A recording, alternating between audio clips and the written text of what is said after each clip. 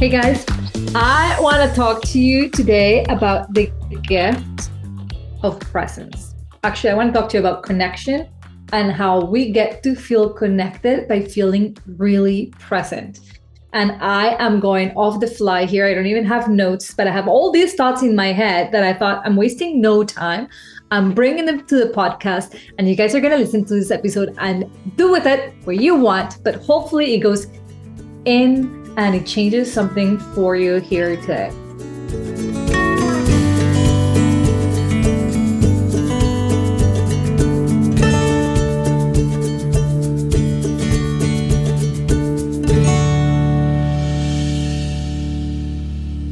So I want to start by telling you that a couple of days ago, I all stars aligned, and I finally went, and I said finally because tried to schedule 3 people for a lunch, and not just 3 people, 3 mothers for a lunch. It seems like we are busier than, I don't know, President Biden. We're just so hard to find, the time for 3 moms to go out for lunch. Anyways, we made it happen and we went, and it was life-giving. Life-giving. Listen to me. If you're a mom out there who's convincing yourself that you do not have the time to see your girlfriends, challenge that thought right now. You will feel like $1,000,000. Find your tribe and go to it as often as you need to and make it a point. Ladies, we need to work at this. I know I say ladies because even if you're listening to this and you're a guy, I know that you don't struggle with that so much. I definitely have my husband as an example. He takes care of his needs because he was not raised to feel guilty of spending time on his needs. We raise boys to take care of their needs, and we raise girls to take care of everybody's needs. So here's my rebellious self. Ladies, book it now. And you know what we did? Before we left, we booked our next meeting. And it's not in a month, it's next week. That's right. We're going for the kill right away because we all felt it was so freaking good for our hearts. Even though we had interesting debates about politics and our very different opinions on just general views, we had fun. It was great to go and talk to somebody else who thinks differently. We had so many conversations. Of course, we started with our children and what they're each doing and we find annoying and what we find beautiful and sweet. We inevitably moved into talking about our husbands. Who else? And this part of the conversation is part of what made me want to have this subject of connection. What are we always looking for? We're always after an emotion, ladies and men. We're always after an emotion. And connection is one of those emotions that we're always after. No matter who you are, we're always looking at connecting to ourselves, especially to others. Well, in the subject of our husbands, we all had the same quote unquote complaint, although we're just talking oh my God, my husband does this. And we were all nodding our heads, mine too. So we've noticed that, and I'm sure they will say the same about us. We don't know because they were not there. So we will never ask them. But what we noticed is that we could spend a lot of time with our husbands, say on a weekend or an evening, and yet we still feel empty. Yes, we were there, but we weren't there. And so I know, and I shared this with them, and they said the same happens to them, that when they share with their husband, it's but we're not spending time together. Our husbands will literally point at the evenings, the hours that we're spending together, to point that we are spending time together, but we still feel empty. So I got to the bottom of this. We just don't feel connected. You could be sitting right next to somebody and not feel connected. And what makes that connection possible? 2 things: vulnerability and presence. So I'm going to bring you into a second story that happened to me this week. And then we're going to combine these 2 things. A good friend of mine voice memo me this week. And she started this message by saying, I love how genuine and how authentic you are. It makes me trust you even more. And it makes me feel so good in my own skin. And she went on to tell me what she was going to tell me. And those words kept replaying in my head because it felt so good. It felt so good to hear somebody say I'm so genuine and so authentic. And not shockingly, that makes me trustworthy and makes them feel okay being them. How many of you fear being vulnerable? And how many of you fear it so much that you are not vulnerable and you have walls to protect you, quote unquote, from others? And others, this could be your husband, and others, this could be your coworkers, your friends, your parents. I don't want to be vulnerable because it feels like I'm protecting myself and that feels safe. But then you're also unhappy in those relationships. You feel like something is missing, like you're not deeply connecting. And I want you to think right now, how vulnerable are you in your relationships? Because despite what your brain wants you to think, that vulnerability is a horrible thing that makes you feel unsafe and ruins everything, vulnerability is what makes you feel bonded and connected deeply to other humans. And it is what makes other humans trust you and what makes you trust them. How many of you are walking around thinking, I don't know if I can trust them? In that thought process, you are blocking yourself from being vulnerable, and they can't trust you in turn, and they can't see and or feel who you really are genuinely. And here is the thing: nobody, you included, trust anybody who they cannot see their true colors immediately. Our eyes literally have a faculty to perceive safety in the eyes of others. When somebody's thoughts and behaviors are, I'm not going to be vulnerable because I don't want to expose myself, that gives signals to other humans that say, hey, not safe to open to this person. They're not opening up either. And we all have the friends who we open and they know everything about our lives. And we're like, wait a second, I don't know anything about you. Does anything bother you? Are you in pain ever? Okay. So how am I connecting these two things? Because it made me realize that I feel so strongly connected to this friend who messaged me that, and she feels the same way about me. And she verbalized it. It's because I'm vulnerable and genuine. And it made me so curious. I'm like, but how? And she said, well, you're always just, this is how I'm feeling today.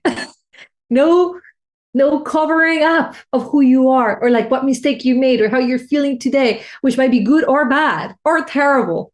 And I'm like, well, of course, how else would I be?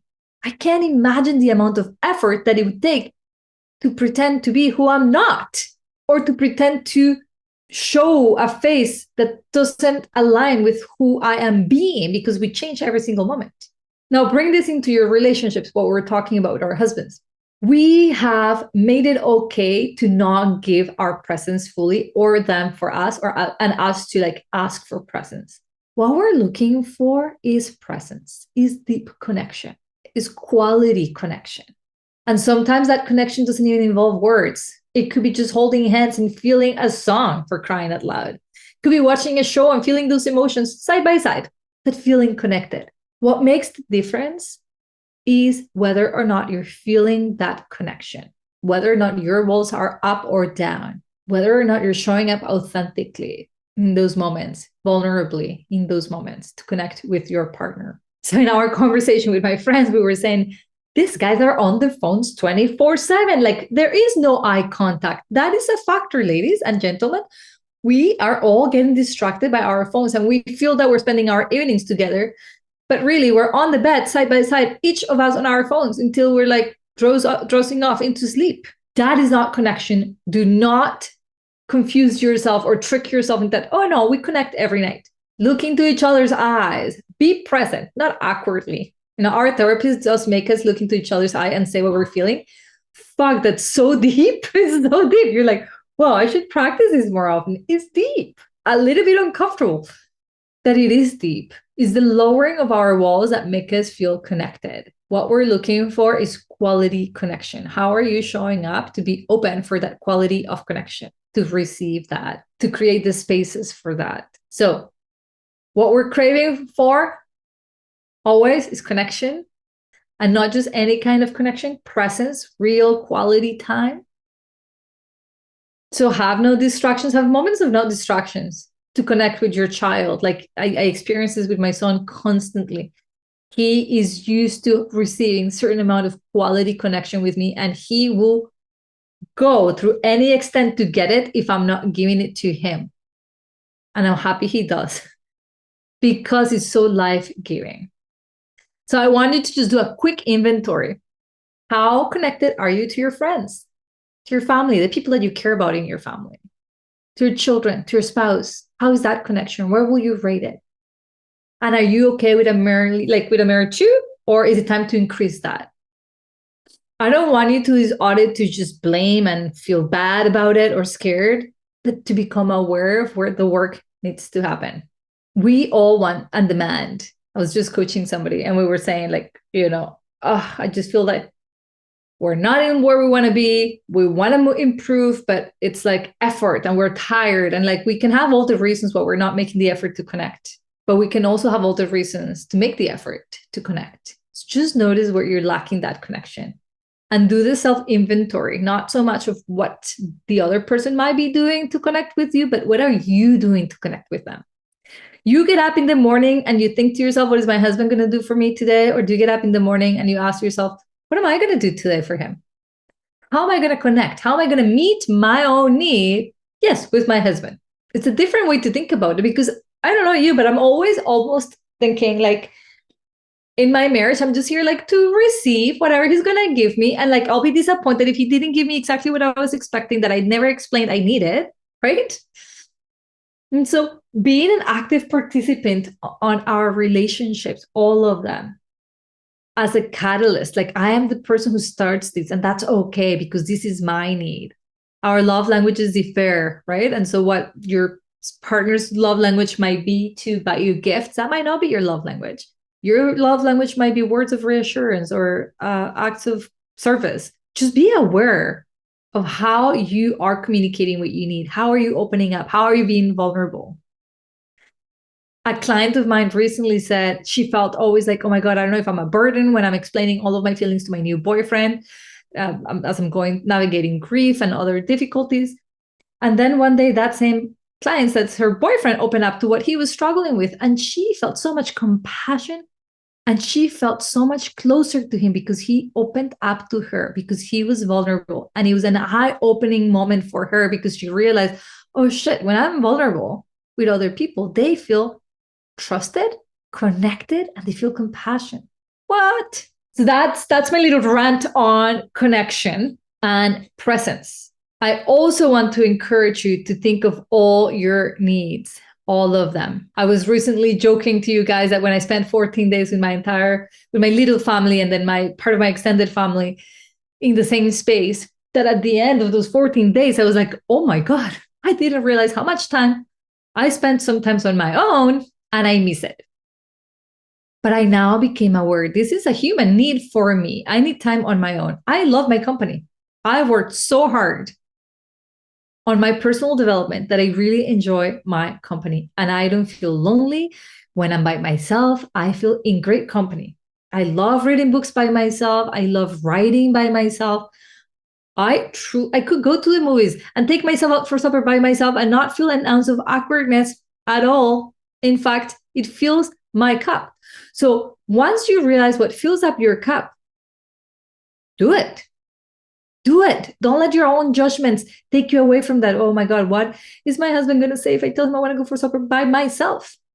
I don't know if I told you guys in the podcast here, but when I was working on this project with one of my coaching groups, it was all about having acts of kindness and love towards ourselves. So I went to the flower shop and I bought myself flowers.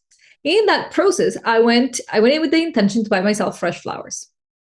I could have gone to Costco. I could have gone to the grocery store, but no, I went to a flower shop because it was special.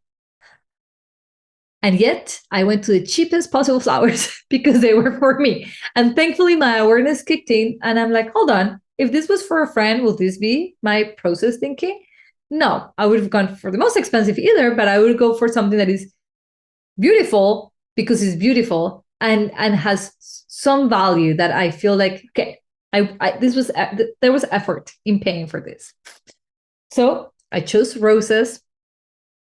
Most of our roses at around Valentine's are Colombian. So I'm supporting my Colombian family. One of the largest industries in Colombia, by the way, is the flowers. So I bought roses. And when I was paying, they had little cards that says, I love you. And I was like, oh, I've never bought myself an I love you card. So I also purchased the little I love you card and I brought my fresh flowers into my living room. And it felt like I had just added so much love into my living room because it was so intentional. Okay. My husband comes in one day later, or like that same day, and he's like, oh, who got you flowers? He says, yeah, I love you. Who got you flowers? I'm like, I did. Well, who gave you the card? I'm like, I did. And he literally stopped in silence, stayed in silence for a little bit. And he said to me, do you need me to buy you flowers more often? Like he thought it was so weird. And I was like, no, I do. I mean, if you want to, I just had never done this for myself. And it was such a beautiful, small act of kindness towards me. My need was met. I didn't have the need necessarily for my husband to buy me more flowers. That's not what made me do it. What made me do it was, what is something I love receiving sporadically that I have never given myself? And that's my point to you. What are your needs and how can you pleasantly surprise yourself? It is so life-giving to determine what your needs are, what fills up your cup, and then to back yourself up and go for it. Whether that is a day at the spa, seeing your friends for lunch, going to on a walk by yourself, going on a trip to New York like I did in May by myself, by myself meaning without my child and my husband, or all of the above. We are all looking for connection. We are all looking for our needs to be met. And often we make the mistake of putting this in the hands of somebody else, building so much resentment in our hearts because nobody knows what's in our needs. And we can say it to people until the cows come home. And that might not register for them because it's not their need, it's our need. So if you feel like physical affection is very important to you, it might not be for your partner. What are you doing? Like maybe you are the initiator of hugs or sex or holding hands. Be okay with that. Be okay with you being the person who initiates or plans. Like if you need adventure and fun, your partner might not be like that, but he might be willing to join you. So be okay with you being the instigator of getting your needs met because they're your needs. And this is only one life. And you can wait and hope for your partner to think like you, feel like you, have your needs always present. And God bless if he does. But you can also take charge and not make it seem like a negative, like it's a bad thing that you are the one who's initiating to get your needs met. How much of your presence you're giving to yourself. See, I'm coming to the end of one of my groups and I always make them reflect on what coaching has done for them. And it is always like so emotional for me, so emotional. I feel both. I feel like a lot of gratitude that humans pick me as their coach. See, I'm going to cry even thinking about it. That is such an honor and such a blessing. I absolutely, yeah, I think that is like, it's like when I think of my son choosing me as his mom, it's such an honor. I feel the same way when people choose me as their coach. I feel so much gratitude that I am the one who witnesses them choose themselves and rewire their thinking. And I witness that transformation that often brings them, or all the time, brings them to happier places. And I love this moment of coaching when they're just looking back at how far they've walked. And one of the things that hit me today, because we had that session today, hence I'm all emotional, is that many of them would say, I'd learned to hear my needs. I'd learned to honor them. And sometimes that means I'd learned to say no kindly. Sometimes that means I learned to slow down. I learned to accept people for who they were. I learned to calm down my own expectations. It's just so incredible. One of my clients said, it's really different. I blame less others and myself. I take more time before doing things because I'm not reacting. I'm far more patient with my girls. And I accept my husband more for who he is, not feeling threatened by our differences. I'm like, wow, that is a result of a process of identifying, okay, it's not working. What am I really after? Connection where? What do I need? What of my needs I'm placing in somebody else's hands that really belongs to me? And how can I begin to lovingly take charge of those things?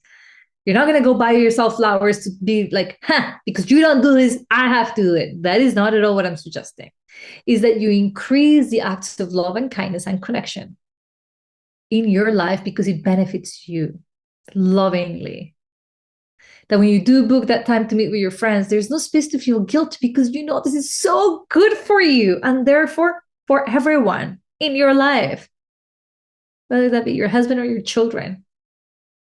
Like, I came back less frustrated that Chris is on his phone all the time because I heard my friends say their husbands do, and we laugh about it. And we're like, oh my God, so this is normal? Okay, all right. Not great, but normal. And so I feel like I'm going to be less naggy with Chris and I can have a better conversation with him to be like, you know what we noticed that what I really want from you is presence. It's not just your body next to mine doing an activity like zombies. I want to hold hands and look into your eyes and say something stupid or something deep. Or I want to know that we just had an experience, like a conversation without distractions. Because that's how it is today. We have so many distractions. Make that connection not be so strong. When we do the life balance wheel, I ask my clients to come up with like 12 or 8 things that, that composes their life. That could be their physical health, mental health, their career, their marriage, their relationship with their kids, their hobbies, and their spiritual life, a whole bunch of things. And then I ask them to rate that from 1 to 10, 10 being is excellent, where I want it to be. 1 being it's terrible, far from where I want it to be. And from those results, we get to choose what's a priority, what's jumping as a very important thing that needs my attention now. And when we focus on that, we literally connect to that area of their life. Okay, I'm going to connect to my career now. It's like bringing purpose to it. I'm going to connect to this. I'm going to give it my quality attention, my presence. In which ways can I be more present for my career? And the change that begins to come from that is unbelievable. But most importantly, the joy that comes from that, because we're no longer like zombies accepting less than okay as our normal. Like, I want this episode to shake you a little bit and be like, fuck being the victim of my circumstances or the people around me. I am so lucky and blessed to be where I am. I'm about to turn things around and look at everyone and everything differently in my own benefit. And instead of asking people to love me more, to accept me more, I am going to love and accept myself more. I'm going to pay attention to what needs I have of connection, and I'm going to dive in solely on that because I am worthy of not just surviving, but fucking thriving. Amen? Amen. This is like a pep talk. I'm about to take off for a couple of weeks. I've got so much in my heart. I want to coach so many of you. I want what I heard today, these women say and share about their lives. Like, just one of them said she feels whole. She feels fulfilled. She feels joy. She feels so happy in her life. And her life didn't change. All that really changed is what she was focusing on, her way of thinking, her way of loving herself, what she connected to. She was saying, what is the price of being so happy in my own skin? I don't know what that is. I couldn't have tangibly put it into words that this is what I was working towards. But now that I'm here, I feel so blessed. I share this with them and I want to share with you to like keep it in your mind. Do not let the timing that it takes you to get to your goal of happiness and fulfillment and connection be a determinant. When I see my beautiful son, my 4-year-old, walking around our home, singing songs that he made up, playing with dinosaurs, I'm trying again, helping me cut cucumbers for lunch, asking me a million questions I don't have the answer to, like what happens once we're in heaven if we fall off heaven. I don't know, son. I don't know yet what happens. When I think of his presence and the blessing that it is his presence, I don't think for 1 second, oh my God, and how long it took me. I wish, no, I don't prepare to think how long it took me to get him here in my life. I just rejoice in the fact that he is here. It doesn't matter anymore that it took me 5 years to get to him. What matters is that I was relentless on my desire to meet him. I walk hell for 5 years. I received the worst, news that you can. I went to all the through all the trials. And I kept connecting to who? My desire to meet him. My belief that this could happen for me. I didn't know the way, I didn't know how. And I saw people falling off that train as I was in that journey. People who also start trying to conceive and it didn't work one time, it didn't, whatever. They just walk out.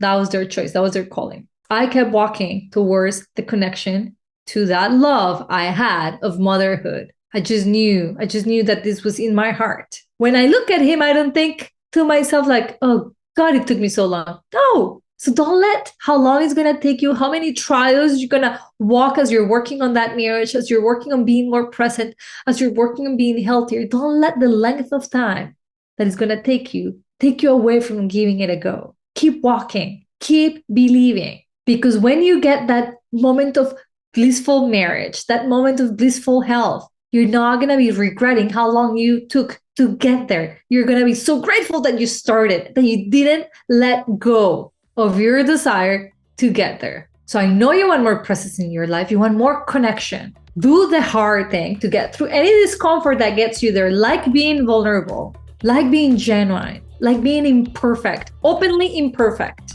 Go through that discomfort because what's on the other side of that is connection, is purpose, life, joyful life. All right, you don't need to go to church anymore. I've preached for you this week. I hope this was helpful to you. Let me know what you think about it. As always, I would love to hear from you, but I'll see you next Monday for sure. Talk to you guys soon.